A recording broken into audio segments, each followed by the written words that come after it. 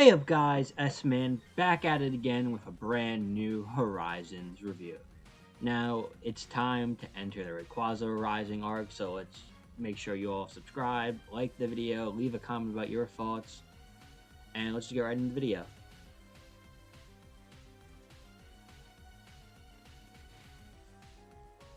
Also, quick note, Horizons, a lot of big plot points did get leaked with the whole Terra leak for just the whole Pokemon company as a whole. I have seen a lot of these leaks, but more of it at being like, oh, beta designs for stuff and like basically the non-spoilery stuff, like all the stuff that came out about the plot about Rukua, I skipped over. A lot of the more stuff I looked at was like stuff that was already confirmed to be changed, like how many what the original hero Pokemon were supposed to be. That a lot of those changed, but yeah. So yeah, I haven't really looked at the leaks, but I just wanted to say that. So I have no clue what's going on besides anything that was pointed out or that's out currently to knowledge for the audience.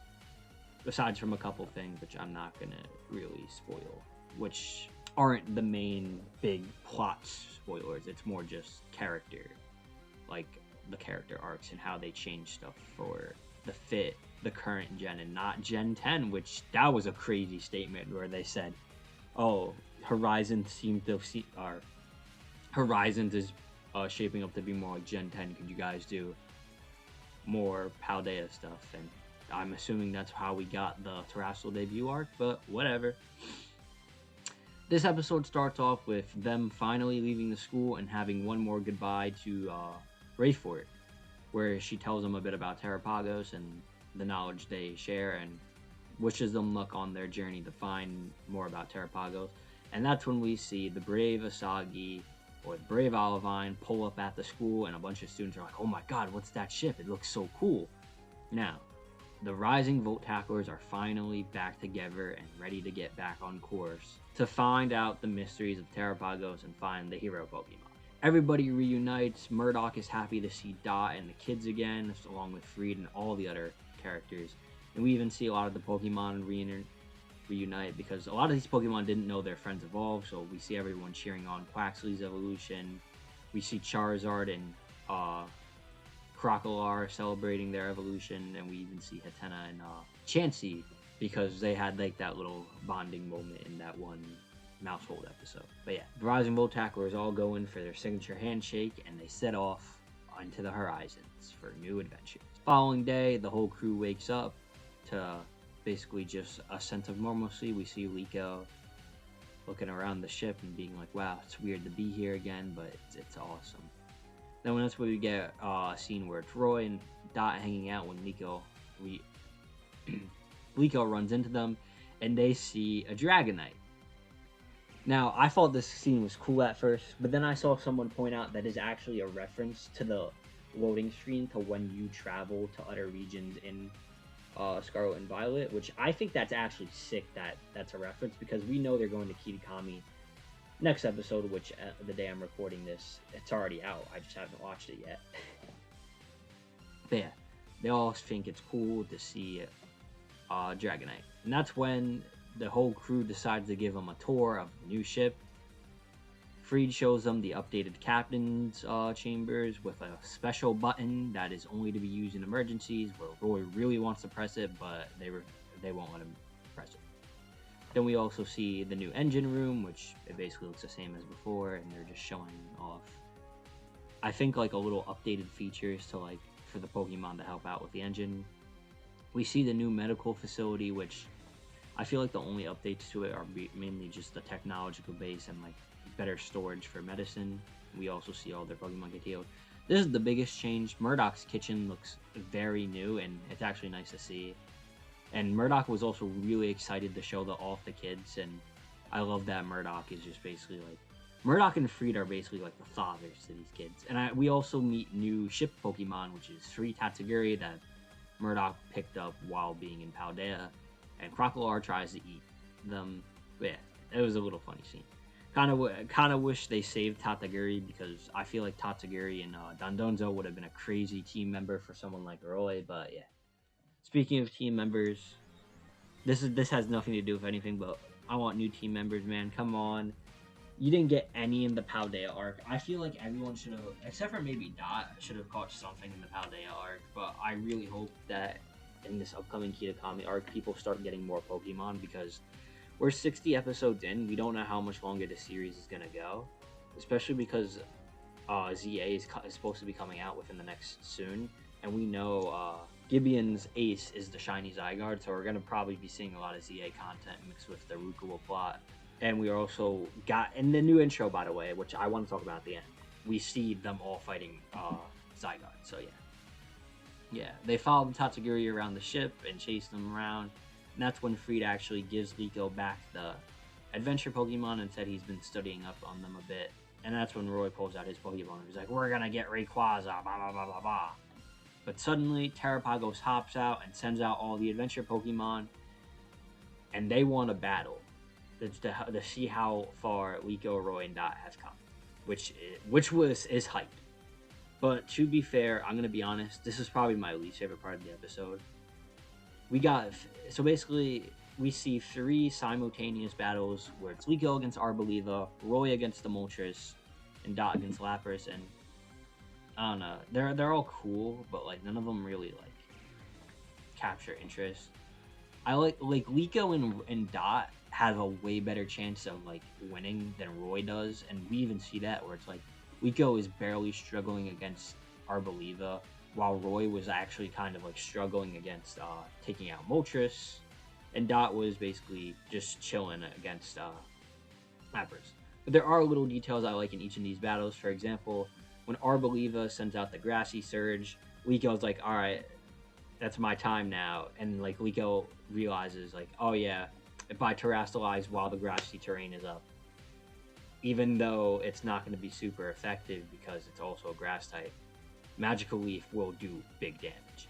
I also really like seeing Dot's use of different dance moves to help Quaxwell dodge a bunch of Lapras's attacks, and even uses Lapras's Ice Beam to help with a mixture of Quaxwell's dancing to move along the battlefield. And Roy just battles Moltres.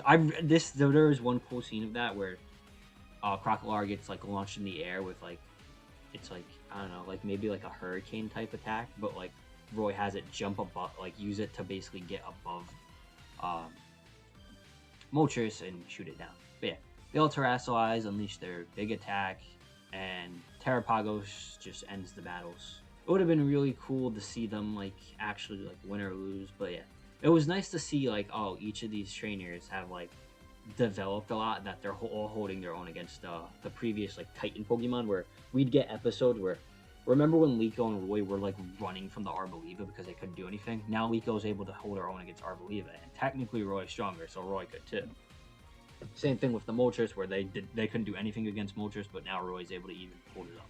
But yeah, all the Rising Voltappers cheer on the kids, and yeah, that's where that plot for the episode ends, and we cut over to the other group. And the Rising Voltappers are heading towards Kitakami because of a recent sighting of Cleavor by Perrin, which we see. That's how the episode ends. We see Perrin seeing Cleavor, and I feel like that's a good way to tie in Perrin. Personally, that's how I was originally gonna do it. I wanted to do a rewrite of Horizons at one point, where I have like a lot of like key details planned out, but I'm like, all right, let me wait for the series to actually end before I start that, because like, oh, what if I do something crazy where it's like, oh, blah blah blah blah blah, but like then the series ends is like a way better, and I'm like, oh, I could have had a chance to like tie it in better. But yeah, like for example, my original plan for how to use the gym leaders was just to have a character fight have Rico do the gym passage. But I feel like the Terrestrial course is way better, so I would change it in my rewrite now. But yeah, I wanted Perrin to originally see Cleavor, and I love that this is how Cleavor is introduced. It's through Perrin, the descendant of Adaman Hisui character. But yeah. Also, another quick detail I really like, we see Nidothing introducing Quaxwell to the channel, and Zer watching the Nidothing video where she introduces Quaxwell, finally paying off that background joke of Zer being obsessed with Nidothing. along with Kanya staring at pictures of Sprigatito and being obsessed with them. And they're actually standing outside the meeting from the previous episode where Mifio gets kicked off the Explorers. And Mifio's leaving the facility, and they're asking what's going on with him, and he says, I've been kicked off the Explorers, blah blah blah. I'm going off on my own, gonna redeem myself. And they actually like say they're going with him, being the real goats they are, following their leader. But yeah, overall, it was a nice start of the arc. It wasn't like the most interesting episode ever, but there had a lot to be done. For example, like paying off the Amifio thing. I'm happy they see setting up the Cleavor, which is seemed to be a major part of the arc. No Entei in sight, even in the intro, which I should start talking about that now. That intro is incredible. I love the song. I love the visuals. And I also the ending. I don't know if I like the song as much, but I like the visuals where it's like all the starters like their big moments with like their trainers. For example, like we see like Liko, and Sprigatito meeting Fuecoco and Roy, and then Dot, and it just like progresses like that. I also really like the dance. I think the dance is funny. But yeah, and the intro wise, I really like it. The song's really good. A lot of the visuals are like really good. Like I like the visual. Like yeah, I like the visuals of like each of their trainer dreams where we see Dot streaming, which is interesting especially because this is the one thing I will say about the leaks. If you don't want to know, you just guys click off the video. They said they have no clue what they want to do for Dot. And I think it's interesting that her thing here is just her at the computer, while Roy's is him failing to get Rayquaza, and Liko's is when she lost one of her battles. I don't know which one. I'm assuming the one against Rika more than Roy because it looks like she's crying compared to the Roy one.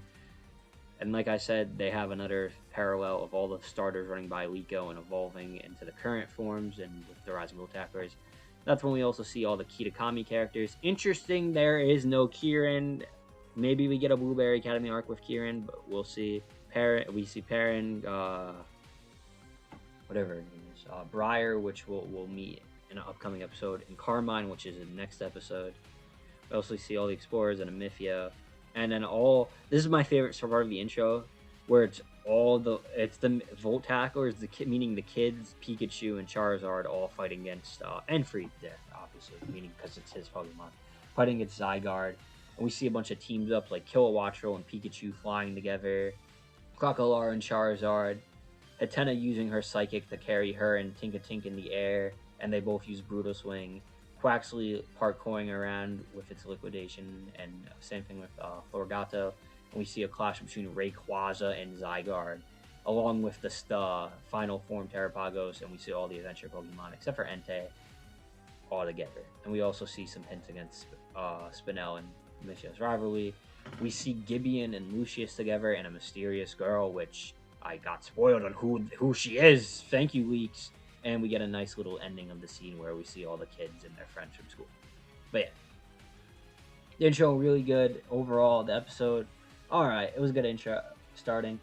I don't know. I feel like we could have like focused more on the battles. Like a lot of the battles seemed like rush, but I get it because of how much stuff you had to put in the episode. But yeah, overall, I'll give this episode 7 out of 10. And that's really it. I'm excited to see where this arc goes, especially with the Kitakami tie-in. I'm interested if we're gonna actually get the Ogrepon arc or not. But yeah, because we do skip. Here's the thing, we include. It's been so interesting. We've been including these characters like and having them be major roles, but we skip over their plot. Like we haven't even heard any. We've like seen all these characters, like Penny, but we have no clue about the Team Star. And in fact, she's in her post-Team Star role in the story.